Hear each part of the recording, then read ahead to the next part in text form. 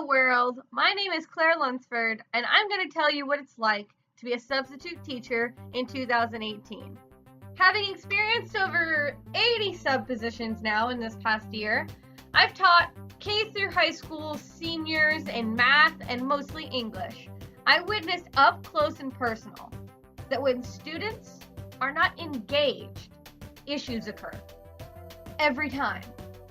Because I have also learned that a teacher cannot force a student to just absorb knowledge, or do anything for that matter, my philosophy has become an emphasis on just engagement.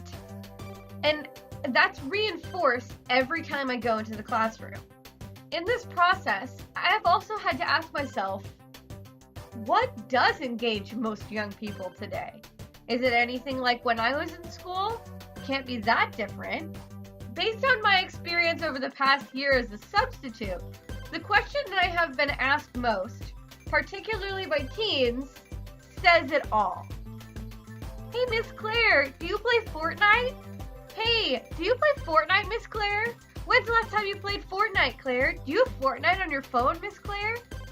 Clearly, these students were so engrossed by this third-person shooter building game that they were willing to risk having their phones confiscated just to be able to play in the middle of class.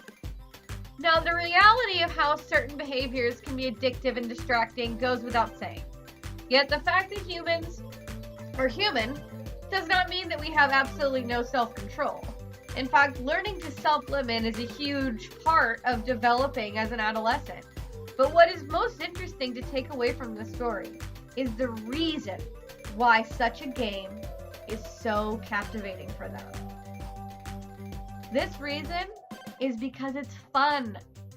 It was the same when I was in school. I couldn't wait to get home to play Super Smash Bros. Melee or Halo 2 on the Xbox with my brother and neighbors. Why? Well, I was actually learning something. Challenges would be frustrating at times, but I realized that the losing over and over again was not the end of the world. The assessment stakes were so low that I could just keep trying as long as I had the time. So, wait a minute. Maybe this tech thing really does offer more than meets the eye in terms of engaging the students. Maybe video games really do have something to teach teachers. Therefore, I have been called upon to seriously expand my repertoire of multimodal tools in consideration of the reality of our rapidly evolving technological world that is so integrated into what motivates kids today. Such tools need to be adapted to the restrictions and discipline of a learning classroom, and even some schools' disciplines as well. But even such adaptation can be incorporated into lesson plans to make students more motivated to beat the challenge. And when they fully understand that I, as a teacher, find these challenges really exciting, then a trust develops that can go a long way to building that sense of community and caring that is essential for reciprocal learning.